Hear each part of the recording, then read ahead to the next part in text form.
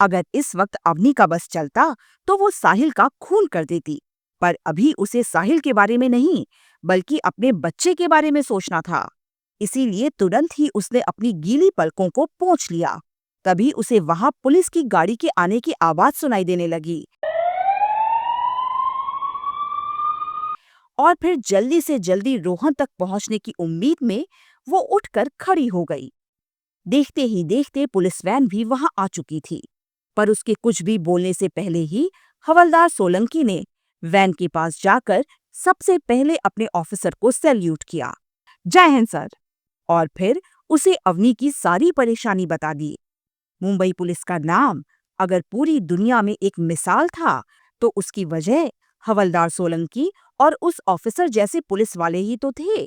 ठीक है, उस लड़की को गाड़ी में पीछे बैठने के लिए बोल दो। अभी मैं उसी तरफ राउंड लगाने जा रहा हूँ। रास्ते में उसे भी ड्रॉप कर दूंगा।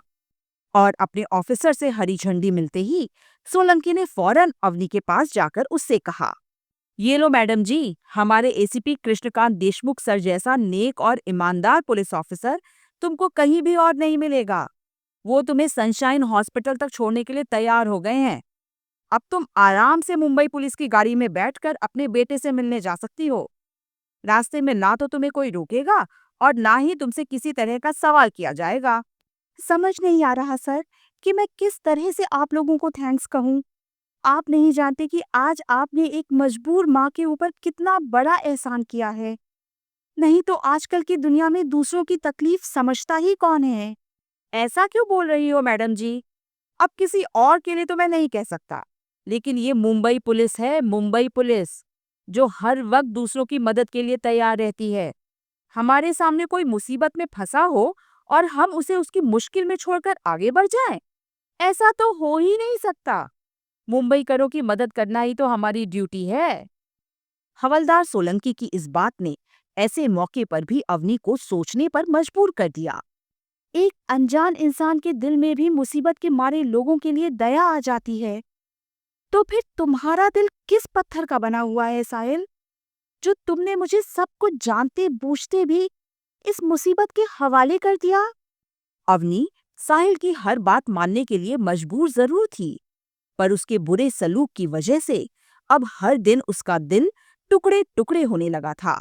जबकि सड़क पर खड़े होकर अपनी ड्यूटी कर रहे उस हवलदार के लिए उसका सर अपने आप ही इज्जत से झुकने लगा और एक बार फिर से उसने उस पुलिस वाले के आगे अपने हाथ जोड़ लिए। मैं आपका ये एहसान कभी नहीं भूल पाऊंगी सर। वैसे तो किसी को भी मुंबई पुलिस की काबिलियत पर कोई शक नहीं है, पर अगर कभी भी किसी काम के लिए आपको अपनी इस छोटी बहन की जरूरत पड़े तो बस एक बार मुझे याद कर लीजिएगा। मैं अभी आपको अपना नाम और नंबर दोनों दे देती हूँ। अवनी ने जल्दी से अपने पर्स से पेपर और पेन निकाला और उस पर अपना नाम और नंबर लिखकर सोलंकी के हाथों पर रख दिया। कोई बात नहीं मैडम जी, कोई बात नहीं। अब तुम जल्दी से इस गाड़ी में बैठ जाओ। सर को राउंड पर निकलना है और वहाँ अस्पताल में तुम्हारा बेटा भी तुम्हारा इंतजार कर रहा होगा। फिर उसने अवनी के लिए अपने हाथों से गाड़ी का दरवाजा खोल दिया और वो एहसान भरी आंखों से हवलदार सोलंकी को देखते हुए अंदर जाकर बैठ गई।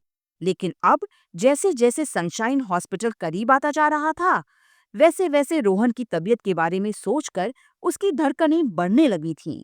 पता नहीं किस हाल में होगा मेरा रोहन। बेकार में ही उस दिन मैं उसकी जिद मानकर उसे पार्क लेकर चली गई थी, जबकि मैं अच्छी तरह से जानती थी कि ज्यादा एक्सर्शन से उसकी तबीयत बिगड़ सकती थी।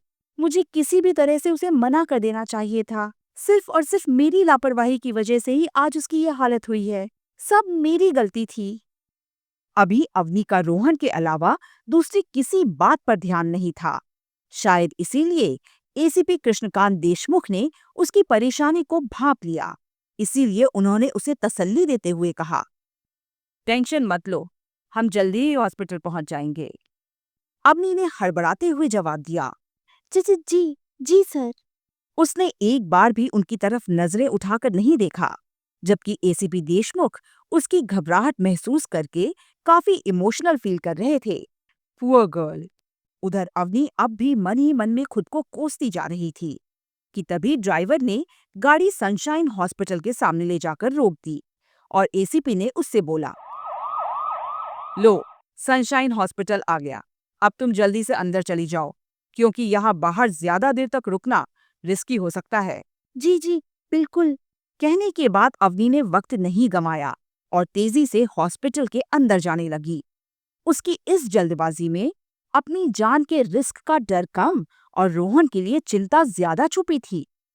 फिर जैसे ही उसने रिसेप्शन पर पूछा, रोहन देसाई किस रूम में एडमिट है, तभी उसे दूर से ही देखकर कावेरी अक्का भागते हुए उसके पास आ गई। तू आ गई अवनी, देखना, रोहन नींद में भी तेरा ही नाम ले रहा था। कावेरी अक्का से मिलने के बाद अब अवनी के लिए खुद को कंट्रोल में रखना मुश्किल हो गया और उसने फौरन उनसे पूछा, लेकिन अचानक से रोहन की तबीयत इतनी खराब कैसे हो गई अक्का? मुझे भी समझ नहीं आया, पर कल दोपहर से ही उसका दर्द बढ़ना शुरू हो गया था और फिर बदन भी गर्म होने लगा। मैंने तुझे फोन लगाने की बहुत कोशिश की, पर जब तुझसे बात नहीं हो पाई तो हार कर खुद ही उसे हॉस्पिटल ले आई। लेकिन यहाँ आते ही डॉक्टर ने जांच करके उसे भर्ती करने के लिए बोल दिया। पर पहले तू ये बता कि आज तूने अपना मोबाइल बंद क्यों रखा था? कितनी बार मना किया है तुझे कि तू कभी भी अपना मोबाइल बंद मत किया कर, कभी भी कोई भी इमरजेंसी हो सकती है। जरूर आज सुबह तूने अपना मोबाइल चार्ज नहीं किया होगा। कावेरी अक्का का अवनी से इतने सवाल पूछना वाजिब था, लेकिन उसके पास उनमें से किसी का भी जवाब नहीं था। इन सब बातों को छोड़िए अक्का, और ये बताइए कि अब रोहन की तबीयत कैसी है? प्लीज आप मुझे जल्दी से उसके पास ले चलिए। पहले से बेहतर है अब, पर एक ही दिन के दर्द की वजह से उसकी कमजोरी काफी बढ़ गई थी। इसीलिए नर्स ने दवाई के साथ साथ उसे नींद का इंजेक्शन भी दे दिया। डॉक्टर ने कहा है कि अगर कल सुबह तक उसे आराम मिल गया तो फिर वो उसे कल ही डिस्चार्ज भी कर देंगे।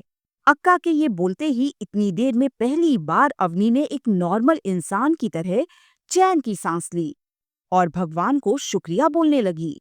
आज तूने मुझे मेरे जीने की आखिरी उम्मीद फिर से लौटा दी भगवान। समझ नहीं आ रहा कि मैं किन शब्दों में तेरा शुक्रिया अदा करूं। फिर उसने धीरे से अक्का से पूछा, डॉक्टर ने कुछ और भी बोला क्या? नहीं रे अवनी, उन्होंने तो उल्टा यही कहा कि घबराने वाली कोई बात नहीं है। अगर घबराने की बात नहीं थी तो फिर उन्होंने मेरे बच्चे को एडमिट ही क्यों किया? वो तो मैं नहीं बता सकती बेटा, पर उन्होंने सब कुछ इस फाइल में लिख दिया है। ले, तू इस फाइल को संभाल कर अपने पास रख ले। ये कहकर अक्का ने नीले रंग की एक फाइल उसके हाथों पर रख दी। फिर वो उसे रोहन के पास लेकर जाने लगी। नींद के इंजेक्शन के असर और दर्द की कमजोरी की वजह से रोहन अब बेसुध होकर सोया हुआ था। जैसे ही अवनी ने रोहन की ये हालत देखी तो उसकी आंखों में आंसू आ गए और वो प्यार से उसका सर सहलाने लगी। सारी रात तुझे ही याद कर रहा था। वो तो जब नर्स ने इसे इंजेक्शन दिया तब जाकर ठीक से इसकी आंख लग पाई है। समझती हूँ अक्का, लेकिन मैं भी क्या करती। पहले ऑफिस में देर हो गई और फिर कर्फ्यू की वजह से पुलिस ने मुझे रास्ते में ही रोक लिया। वो तो भला हो मुंबई पुलिस के उन हवलदार और उनके ऑफिसर का, जिन्होंने मेरी मुश्किल समझकर मुझे पुलिस की गाड़ी से यहाँ तक पहुँचा दिया। ऑफिस में हुई किसी भी बात को अभी अवनी याद तक नहीं करना चाहती थी, इसीलिए उस बारे में उसने अक्का से कुछ नहीं कहा। लेकिन उसकी और उसके कपड़ों की बुरी गत देखकर अक्का ने खुद ही उससे पूछ लिया, ये सब क्या है अवनी? तेरे कपड़े इतने गंदे और जगह जगह से फटे क्यों हैं? उनके बोलने पर इतनी देर में पहली बार अवनी का ध्यान अब खुद की तरफ गया और फिर उसे याद आया कि कल सुबह ऑफिस पहुंचने के बाद से उसे अपनी कंडीशन ठीक करने तक का मौका नहीं मिल पाया था। इसीलिए फौरन ही उसने उनसे बहाना बना दिया। वो कुछ नहीं अक्का, दरअसल ऑफिस से निकलने के बाद पुलिस से छुपते छुपाते आने की कोशिश में कई बार झाड़ियों में कपड़े फंस गए थे मेरे। फिर भी एक पुलिस वाले की नजर मेरे ऊपर चली ही गई। खैर, आप छोड़िए ना ये सारी बातें। अब तो मैं यहाँ आ चुकी हूँ, इसलिए इन सब से कोई फर्क नहीं पड़ता। लेकिन आपने तो सारी रात आराम किया ही नहीं, इसलिए अब आप जाकर कुछ देर के लिए सो जाइए। रोहन के पास मैं बैठ जाऊंगी। वैसे भी अब सुबह होने ही वाली है, फिर अगर डॉक्टर ने बोल दिया तो तीनों साथ में घर लौट जाएंगे। अवनी के जोर देने पर कावेरी अक्का आराम करने के लिए चली गई और वो रोहन के सिरहाने पर बैठकर उसके मासूम चेहरे को देखने लगी। तू नहीं जानता बेटा, कि सिर्फ तुझे देख देख कर ही मुझे मेरे जिंदा रहने का कारण समझ आता है। आज अगर गलती से भी तुझे कुछ हो जाता तो मैं भी अपनी जान दे देती। मेरा प्यारा बच्चा। लेकिन कितनी बुरी है इसकी माँ। जब मेरा बेटा इतनी तकलीफ में था और उसे मेरी सबसे ज्यादा जरूरत थी, तो मैं चाह कर भी उसके पास नहीं आ पाई। प्लीज मुझे माफ कर देना रोहन। मैं तुझे कैसे बताऊं कि आजकल मैं किस मुसीबत से घिरी हुई हूं। लेकिन अब और नहीं, मैं ये इम्तिहान तेरी जिंदगी की कीमत चुकाकर नहीं दे पाऊंगी। इसलिए मैंने फैसला कर लिया है कि अब मुझे क्या करना है। कहते हुए अवनी ने गहरी नींद में सोए रोहन के माथे को प्यार से चूमकर उसे अपने गले से लगा लिया। तो क्या करने का फैसला लिया होगा अवनी ने? क्या अब उसे हमेशा के लिए साहिल कपाड़िया के टॉर्चर से छुटकारा मिलने वाला था? क्या होंगे इन सभी सवालों के जवाब? ये जानने के लिए आप सुनते रहिए दिल दहला देने वाला हमारा ये नया फिल्मी ड्रामा जल्लाद, सिर्फ और सिर्फ हमारे YouTube चैनल N2FM पर।